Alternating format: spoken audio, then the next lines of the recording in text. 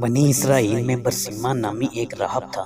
اس وقت بنی اسرائیل میں اس جیسا کوئی عبادت گزار نہیں تھا۔ اس نے ایک عبادت خانہ بنایا ہوا تھا۔ وہ اسی میں عبادت میں مست رہتا تھا۔ اسے لوگوں سے کوئی غرض نہیں تھی، نہ تو وہ کسی کو ملتا تھا اور نہ ہی کسی کے پاس آتا جاتا تھا۔ شیطان نے اسے گمراہ کرنے کا ارادہ کر لیا۔ برسیما اپنے کمرے سے باہر نکلتا ہی نہیں تھا۔ وہ ایسا عبادت گزار تھا کہ اپنا وقت ہرگز ضائع نہیں کرتا تھا۔ شیطان نے دیکھا کہ جب دن میں وہ کچھ وقت تھکتا ہے تو کبھی کبھی اپنی کھڑکی سے باہر جھانک کر دیکھ لیتا ہے۔ ادھر کوئی آبادی بھی نہیں تھی، اس کا اکیلا سوما تھا۔ اس کے ارد گرد کھیت اور باغ تھے۔ جب اس نے دیکھا کہ وہ دن میں 1 یا 2 مرتبہ کھڑکی سے باہر دیکھ لیتا ہے تو اس مزدور نے انسانی شکل میں آ کر کھڑکی کے سامنے نماز کی نیت باندھ لی۔ اس نے نماز کیا پڑھنی تھی، فرض شکل بنا کر کھڑا تھا۔ اب دیکھو کہ جس کی جو لائن ہوتی ہے اس کو گمراہ کرنے کے لیے اسی کے مطابق بہروپ بناتا ہے۔ چنانچہ جب اس نے کھڑکی میں سے باہر جھانکا تو ایک آدمی کو قیام کی حالت میں دیکھا۔ وہ بڑا حیران ہوا۔ جب دن کے دوسرے حصے میں اس نے دوبارہ ارادتاً باہر دیکھا تو وہ رکوع میں تھا۔ بڑا لمبا رکوع کیا، پھر تیسری مرتبہ سجدے کی حالت میں دیکھا۔ کئی دن اسی طرح ہوتا رہا۔ آہستہ آہستہ برسیما کے دل میں یہ بات آنے لگی کہ یہ تو کوئی بڑا ہی بزرگ انسان ہے جو دن رات اتنی باتیں کرتا ہے۔ وہ کئی مہینوں تک اسی طرح شکل بنا کر قیام، رکوع اور سجدے کرتا رہا، یہاں تک کہ برسیما کے دل میں یہ بات آنے لگی کہ میں اس سے پوچھوں تو صحیح کہ یہ کون ہے۔ جب برسیما کے دل میں یہ بات آنے لگی تو شیطان نے کھڑکی کے قریب مصلی بچھانا شروع کر دیا۔ جب مصلی کھڑکی کے قریب آ گیا اور برسیما نے باہر جھانکا تو اس نے شیطان سے پوچھا، تم کون ہو؟ وہ کہنے لگا، آپ کو مجھ سے کیا غرض؟ میں اپنے کام میں لگا ہوا ہوں، مجھے تنگ مت کریں۔ وہ سوچنے لگا کہ عجیب بات ہے کہ کسی کی کوئی بات سننا گوارا ہی نہیں کرتا۔ دوسرے دن برسیما نے پھر پوچھا کہ آپ اپنا تعارف تو کروائیں۔ وہ کہنے لگا، مجھے اپنے کام کرنے دو۔ اللہ کی شان کے ایک دن بارش ہونے لگی۔ وہ بارش میں بھی نماز کی شکل بنا کر کھڑا ہو گیا۔ برسیما کے دل میں بات آئی کہ جب یہ اتنا عبادت گزار ہے کہ اس نے بارش کی بھی کوئی پرواہ نہیں کی، کیوں نہ میں اچھے اخلاق کا مظاہرہ کروں اور اس سے کہوں کہ میاں اندر آ جاؤ۔ چنانچہ اس نے شیطان کو پیشکش کی کہ باہر بارش ہو رہی ہے، تم اندر آ جاؤ۔ وہ جواب میں کہنے لگا، ٹھیک ہے، مومن کو مومن کی دعوت قبول کر لینی چاہیے، لہٰذا میں آپ کی دعوت قبول کر لیتا ہوں۔ وہ چاہتا بھی یہی تھا۔ چنانچہ اس نے کمرے میں آ کر نماز کی نیت باندھ لی۔ وہ کئی مہینوں تک اس کے کمرے میں عبادت کی شکل بناتا رہا۔ وہ دراصل عبادت نہیں کر رہا تھا، فقط نماز کی شکل بنا رہا تھا، لیکن دوسرا یہی سمجھ رہا تھا کہ وہ نماز پڑھ رہا ہے۔ اس کو نماز سے کیا غرض تھی؟ وہ تو اپنے مشن پر تھا۔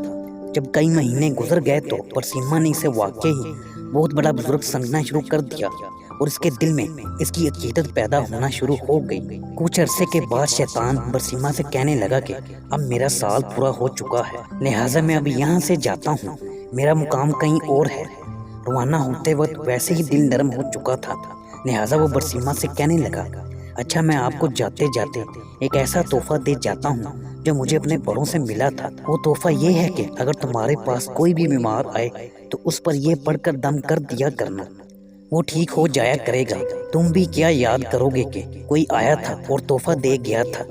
برسیما نے کہا، مجھے اس کی کوئی ضرورت نہیں۔ وہ کہنے لگا کہ ہمیں یہ نعمت طویل مدت کی محنت کے بعد ملی ہے، میں وہ نعمت تمہیں تحفے میں دے رہا ہوں اور تم انکار کر رہے ہو، تم تو بڑے نالائق انسان ہو۔ یہ سن کر برسیما کہنے لگا، اچھا جی، مجھے بھی سکھا ہی دے۔ چنانچہ شیطان نے اسے ایک دم سکھا دیا اور یہ کہتے ہوئے رخصت ہو گیا کہ اچھا پھر کبھی ملیں گے۔ شیطان وہاں سے سیدھا بادشاہ کے گھر گیا۔ بادشاہ کے 3 بیٹے اور ایک بیٹی تھی۔ شیطان نے جا کر اس بیٹی پر اثر ڈالا اور وہ مجنونہ سی بن گئی۔ وہ خوبصورت اور پڑھی لکھی لڑکی تھی، لیکن شیطان کے اثر سے اسے دورے پڑنا شروع ہو گئے۔ بادشاہ نے اس کے علاج کے لیے حکیم اور ڈاکٹر بلوا لیے۔ کئی دنوں تک وہ اسی کا علاج کرتے رہے، لیکن کوئی فائدہ نہ ہوا۔ جب کئی دنوں کے علاج کے بعد کچھ افاقہ نہ ہوا تو شیطان نے بادشاہ کے دل میں یہ بات ڈالی کہ بڑے حکیموں اور ڈاکٹروں سے علاج کروا لیا ہے، اب کسی دم والے سے ہی دم کروا کر دیکھ لو۔ خیال آتے ہی اس نے سوچا کہ کسی دم والے کو تلاش کرنا چاہیے۔ چنانچہ اس نے اپنے سرکاری ہرکارے بھیجے تاکہ وہ پتہ کر کے آئیں کہ اس وقت سب سے زیادہ نیک بندہ کون ہے۔ سب نے کہا کہ اس وقت سب سے زیادہ نیک آدمی تو برسیما ہے اور وہ تو کسی سے ملتا ہی نہیں۔ بادشاہ نے کہا کہ اگر وہ کسی سے نہیں ملتا تو ان کے پاس جا کر میری طرف سے درخواست کرو کہ ہم آپ کے پاس آ جاتے ہیں۔ کچھ آدمی برسیما کے پاس گئے۔ اس نے انہیں دیکھ کر کہا کہ آپ مجھے تنگ نہ کریں۔ انہوں نے کہا کہ بادشاہ کی بیٹی بیمار ہے، حکیموں اور ڈاکٹروں سے بڑا علاج کروایا ہے لیکن کوئی فائدہ نہیں ہوا۔ بادشاہ چاہتے ہیں کہ آپ بے شک یہاں نہ آئیں تاکہ آپ کی عبادت میں خلل نہ آئے۔ ہم آپ کے پاس بچی کو لے کر آ جاتے ہیں، آپ یہیں اس بچی کو دم کر دینا۔ ہمیں امید ہے کہ آپ کے دم کرنے سے وہ ٹھیک ہو جائے گی۔ اس کے دل میں ایک خیال آیا کہ ہاں میں نے ایک دم سیکھا تو ہے، اس دم کو آزمانے کا یہ اچھا موقع ہے، چلو یہ تو پتہ چل جائے گا وہ دم ٹھیک بھی ہے یا نہیں۔ چنانچہ اس نے ان لوگوں کو بادشاہ کی بیٹی کو لانے کی اجازت دے دی۔ بادشاہ اپنی بیٹی کو لے کر برسیما کے پاس آ گیا۔ اس نے جیسے ہی دم کیا وہ فوراً ٹھیک ہو گئی۔ مرض بھی شیطان نے لگایا تھا اور دم بھی اسی نے بتایا تھا، لہٰذا دم کرتے ہی شیطان اس کو چھوڑ کر چلا گیا اور وہ بالکل ٹھیک ہو گئی۔ بادشاہ کو پکا یقین ہو گیا کہ میری بیٹی اس کے دم سے ٹھیک ہوئی ہے۔ 1.5 ماہ کے بعد اس نے پھر اسی طرح بچی پر حملہ کیا اور وہ اسے پھر برسیما کے پاس لے آئے۔ اس نے دم کیا تو وہ پھر اسے چھوڑ کر چلا گیا، حتیٰ کہ 2-4 دن کے بعد بادشاہ کو پکا یقین ہو گیا کہ میری بیٹی کا علاج اس کے دم میں ہے۔ اب برسیما کی بڑی شہرت ہوئی کہ اس کے دم سے بادشاہ کی بیٹی ٹھیک ہو جاتی ہے۔ کچھ عرصے کے بعد اس بادشاہ کے ملک پر کسی نے حملہ کیا۔ وہ اپنے شہزادوں کے ہمراہ دشمن کا مقابلہ کرنے کے لیے تیاری کرنے لگا۔ اب بادشاہ سوچ میں پڑ گیا کہ اگر جنگ میں جائے تو بیٹی کو کس کے پاس چھوڑ کر جائے۔ کسی نے مشورہ دیا کہ کسی وزیر کے پاس چھوڑ جائیں اور کسی نے کوئی اور مشورہ دیا۔ بادشاہ کہنے لگا کہ اگر اس کو دوبارہ بیماری لگ گئی تو پھر کیا بنے گا؟ برسیما تو کسی کی بات بھی نہیں سنے گا۔ چنانچہ بادشاہ نے کہا کہ میں خود برسیما کے پاس اپنی بیٹی کو چھوڑ جاتا ہوں، دیکھیں شیطان کیسے جوڑ ملا رہا ہے۔ بادشاہ اپنے تینوں بیٹوں اور بیٹی کو لے کر برسیما کے پاس پہنچ گیا اور کہنے لگا کہ ہم جنگ پر جا رہے ہیں، زندگی اور موت کا پتہ نہیں ہے، مجھے اس وقت سب سے زیادہ اعتماد تمہیں پر ہے اور میری بیٹی کا علاج بھی تمہارے ہی پاس ہے، لہٰذا میں چاہتا ہوں کہ یہ بچی تمہارے پاس ہی ٹھہر جائے۔ برسیما کہنے لگا توبہ توبہ، میں یہ کام کیسے کر سکتا ہوں کہ یہ اکیلی میرے پاس ٹھہرے۔ بادشاہ نے کہا نہیں ایسی کوئی بات نہیں ہے، بس آپ اجازت دے دیں، میں اس کے رہنے کے لیے آپ کے عبادت خانے کے سامنے ایک گھر بنوا دیتا ہوں اور یہ اسی گھر میں ٹھہرے گی۔ برسیما نے یہ سن کر کہا چلو ٹھیک ہے۔ جب اس نے اجازت دے دی تو بادشاہ نے اس کے عبادت خانے کے سامنے گھر بنوا دیا اور بچی کو وہاں چھوڑ کر جنگ پر روانہ ہو گئے۔ اب برسیما کے دل میں بات آئی کہ میں اپنے لیے تو کھانا بناتا ہی ہوں، اگر بچی کا کھانا بھی میں ہی بنا دوں تو اس میں کیا حرج ہے، کیونکہ وہ اکیلی ہے، پتہ نہیں وہ اپنے لیے کھانا پکائے گی بھی یا نہیں۔ چنانچہ وہ کھانا بناتا اور آدھا خود کھا کر باقی آدھا کھانا اپنے عبادت خانے کے دروازے سے باہر رکھ دیتا اور اپنا دروازہ کھٹکا دیتا۔ یہ اس لڑکی کے لیے اشارہ ہوتا کہ اپنا کھانا اٹھا لو۔ اس طرح وہ لڑکی کھانا اٹھا کر لے جاتی اور کھا لیتی۔ کئی مہینوں تک یہی معمول رہا۔ اس کے بعد شیطان نے اس کے دل میں یہ بات ڈالی کہ دیکھو وہ لڑکی اکیلی رہتی ہے، تم کھانا پکا کر اپنے دروازے کے باہر رکھ دیتے ہو اور لڑکی کو وہ کھانا اٹھانے کے لیے گلی میں نکلنا پڑتا ہے، اگر کبھی کسی مرد نے دیکھ لیا تو وہ اس کی عزت خراب کر دے گا، اس لیے بہتر یہ ہے کہ کھانا بنا کر اس کے دروازے کے اندر رکھ دیا کرو تاکہ اس کو باہر نہ نکلنا پڑے۔ چنانچہ برسیما نے کھانا بنا کر اس کے دروازے کے اندر رکھنا شروع کر دیا۔ وہ کھانا رکھ کر کنڈی کھٹکا دیتا اور وہ لڑکی کھانا اٹھا لیتی۔ یہ سلسلہ چلتا رہا۔ جب کچھ اور مہینے بھی گزر گئے تو شیطان نے اس کے دل میں ڈالا کہ تم خود تو عبادت میں لگے رہتے ہو، یہ لڑکی اکیلی ہے، ایسا نہ ہو کہ تنہائی کی وجہ سے وہ اور زیادہ بیمار ہو جائے، اس لیے بہتر ہے کہ اس کو کچھ نصیحت کر دیا کرو تاکہ یہ بھی عبادت گزار بن جائے اور اس کا وقت ضائع نہ ہو۔ یہ خیال دل میں آتے ہی اس نے کہا کہ ہاں یہ بات تو بہت اچھی ہے، لیکن اس کام کی کیا ترتیب ہونی چاہیے۔ شیطان نے اس بات کا جواب بھی اس کے دل میں ڈال دیا کہ اس کو کہہ دو کہ اپنے گھر کی چھت پر آ جایا کرے اور تم بھی اپنے گھر کی چھت پر بیٹھ جایا کرو اور اسے واضح و نصیحت کیا کرو۔ چنانچہ اس نے اسی ترتیب کے ساتھ واضح و نصیحت کرنا شروع کر دی۔ اس کے واعظ کا اس لڑکی پر بڑا اثر ہوا۔ اس نے نمازیں اور وظیفے شروع کر دیے۔ اب شیطان نے اس کے دل میں یہ بات ڈالی کہ دیکھ تیری نصیحت کا اس پر کتنا اثر ہوا ہے، ایسی نصیحت تو ہر روز ہونی چاہیے۔ چنانچہ اس نے روزانہ نصیحت کرنا شروع کر دی۔ اس طرح کرتے کرتے جب کچھ وقت گزر گیا تو شیطان نے پھر اس کے دل میں یہ بات ڈالی کہ تم اپنے گھر کی چھت پر بیٹھتے ہو اور وہ اپنے گھر کی چھت پر بیٹھتی ہے۔ راستے میں گزرنے والے کیا باتیں سوچیں گے کہ یہ کون باتیں کر رہے ہیں؟ اس طرح تو بہت ہی غلط اثر پیدا ہو جائے گا۔ اس لیے بہتر ہے کہ چھت پر بیٹھ کر اونچی آواز سے بات کرنے کی بجائے تم دروازے سے باہر کھڑے ہو کر تقریر کرو اور وہ دروازے کے اندر کھڑی ہو کر سن لے۔ پردہ تو ہوگا ہی۔ چنانچہ اب اس ترتیب سے واضح نصیحت شروع ہو گئی۔ کچھ عرصے تک اسی طرح معمول رہا۔ اس کے بعد شیطان نے پھر برسیمہ کے دل میں خیال ڈالا کہ تم باہر کھڑے رہ کر تقریر کرتے ہو، دیکھنے والے کیا کہیں گے کہ پاگلوں کی طرح ایسے ہی باتیں کر رہا ہے، اس لیے اگر تقریر کرنی ہے تو چلو کواڑ کے اندر کھڑے ہو کر لیا کرو، وہ دور کھڑی ہو کر سن لیا کرے گی۔ چنانچہ اب اس نے دروازے کے اندر کھڑے ہو کر تقریر کرنا شروع کر دی۔ جب اس نے اندر کھڑے ہو کر تقریر کرنا شروع کر دی تو لڑکی نے اسے بتایا کہ اتنی نمازیں پڑھتی ہوں اور اتنی عبادت کرتی ہوں۔ یہ سن کر اسے بڑی خوشی ہوئی کہ میری نصیحتوں کا اس پر بڑا اثر ہو رہا ہے۔ اب میں اکیلا ہی عبادت نہیں کر رہا ہوتا بلکہ یہ بھی عبادت کر رہی ہوتی ہے۔ کئی دن تک یہی سلسلہ چلتا رہا۔ بالاخر شیطان نے لڑکی کے دل میں برسیمہ کی محبت ڈالی اور برسیمہ کے دل میں لڑکی کی محبت ڈالی۔